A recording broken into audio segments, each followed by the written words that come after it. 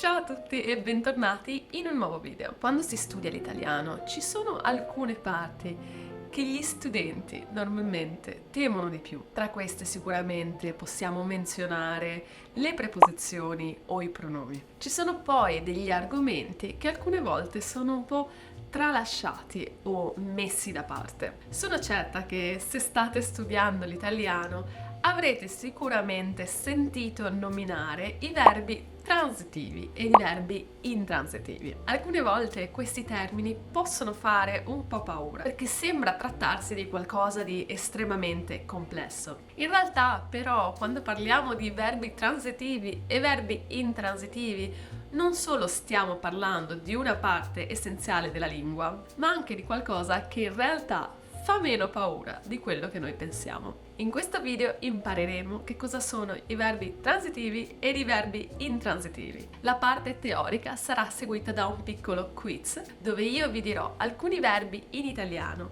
e voi proverete a dire se sono transitivi o intransitivi o entrambi. Per ciascun verbo ovviamente vi dirò se si tratta di un verbo transitivo o intransitivo e spiegheremo anche il perché. Cominciamo! Quando si studia una lingua, una delle prime cose che dobbiamo imparare è la struttura della frase. Una frase solitamente è composta da un soggetto, da un verbo, da un oggetto diretto o indiretto e da altri complementi. Perché vi dico questo? Vi dico questo perché è essenziale per capire i verbi transitivi. Il soggetto è colui che compie l'azione, il verbo è l'azione compiuta dal soggetto e l'oggetto è quella cosa o persona su cui ricade l'azione. I verbi transitivi infatti sono quei verbi dove l'azione transita da un soggetto ad un oggetto, senza bisogno di alcuna preposizione. Quindi il soggetto compie l'azione e l'oggetto riceve l'azione. L'oggetto, quando non è preceduto da una preposizione, è un oggetto diretto, il complemento oggetto diretto. I verbi transitivi sono tutti quei verbi che possono avere un complemento oggetto diretto. Come possiamo capire se un verbo può avere un complemento oggetto diretto? Possiamo fare la domanda chi o che cosa. Se io per esempio dico Alberto studia l'italiano, io posso domandare che cosa studia Alberto? E noi abbiamo una risposta a questa domanda. E la risposta a questa domanda è l'italiano. L'italiano è il nostro oggetto dell'azione. Facciamo un'altra frase. I bambini mangiano il gelato. Anche qui, se noi facciamo la domanda che cosa mangiano i bambini, abbiamo la nostra risposta, ovvero il gelato. Il gelato quindi è l'oggetto della nostra frase. Il soggetto sono i bambini, mangiare è l'azione e l'oggetto su cui ricade l'azione è il gelato, quindi il nostro complemento oggetto. Quindi abbiamo detto che i verbi transitivi sono tutti quei verbi che possono avere un complemento oggetto diretto. È molto importante però precisare che questi verbi possono essere utilizzati anche senza il complemento oggetto diretto. Luca mangia sempre tardi. Abbiamo il verbo mangiare che è un verbo transitivo perché può avere un complemento oggetto diretto. In questa frase in realtà non abbiamo alcun complemento oggetto diretto. Abbiamo degli avverbi per esempio, ma non abbiamo l'oggetto. Quindi anche se l'oggetto diretto non è presente,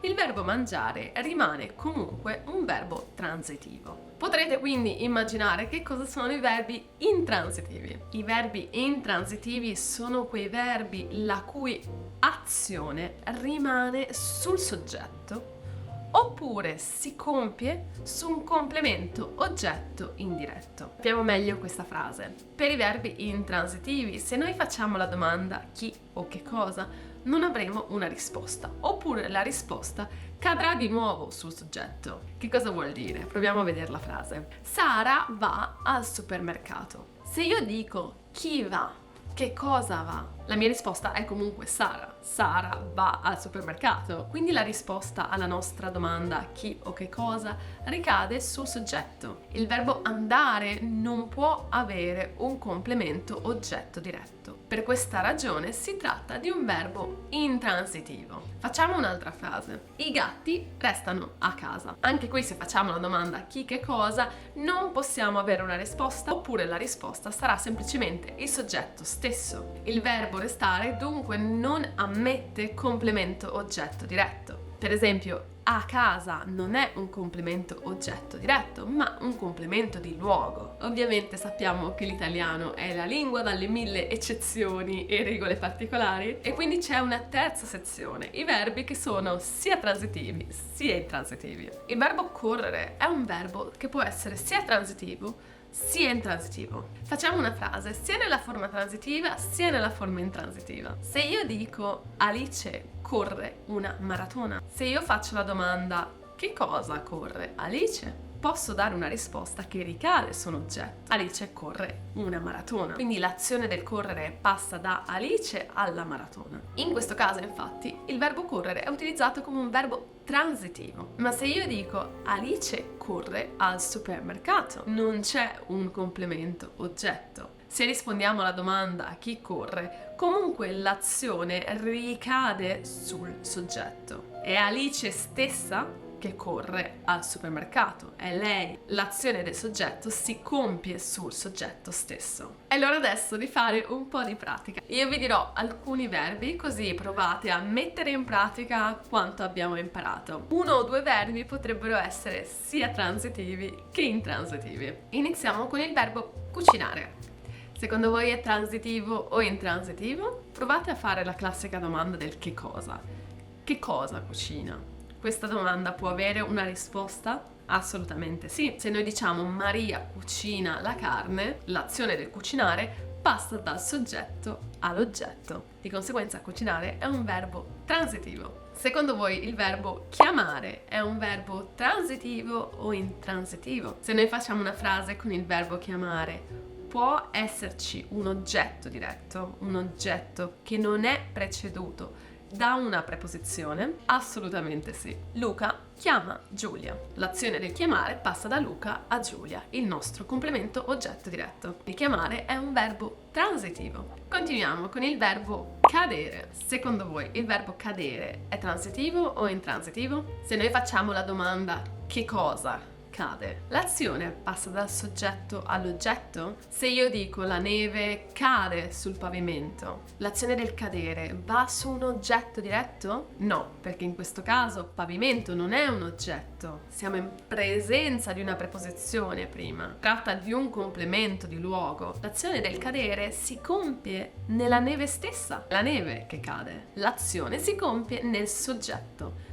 Quindi cadere è un verbo intransitivo. Secondo voi il verbo finire è un verbo transitivo o intransitivo? Questa era difficile perché il verbo finire è un verbo sia transitivo sia intransitivo. Facciamo 2 frasi dove vediamo l'utilizzo transitivo e l'utilizzo intransitivo. Transitivo: io finisco la presentazione. Io, soggetto, finisco, verbo, la presentazione, oggetto diretto. Quindi l'azione che io faccio si conclude nell'oggetto. Però se dico la presentazione finisce alle 3, in questo caso la presentazione è il soggetto, finisce è il verbo. Non abbiamo un oggetto diretto, perché l'azione del finire si compie nella presentazione stessa. L'azione del soggetto si compie nel soggetto stesso. In questo caso, infatti, il verbo finire ha un utilizzo intransito. L'azione non transita su un oggetto, ma rimane sul soggetto. Facciamo il verbo suonare.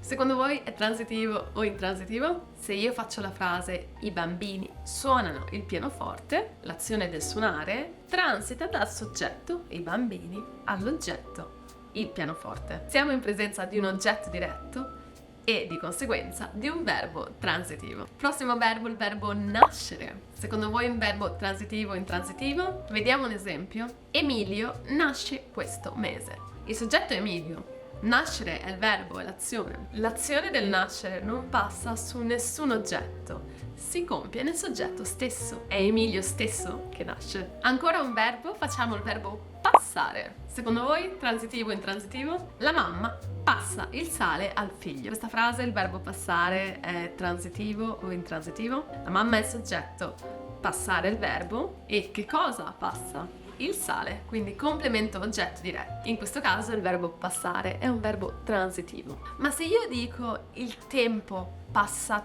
troppo velocemente, in questo caso che cosa passa? È sempre il tempo che passa. L'azione del soggetto rimane sul soggetto stesso, quindi ha anche un utilizzo intransitivo. Dunque il verbo passare è sia transitivo che intransitivo. Abbiamo finito qui per questa lezione di oggi. Io spero che sia stata utile e che abbiate imparato qualcosa di nuovo. Se avete dubbi o domande, ovviamente scriveteli nei commenti. Io vi ringrazio moltissimo per aver visto questo video e se il video vi è piaciuto mettete un like ed iscrivetevi al canale e noi ci vediamo la prossima settimana con un nuovo video.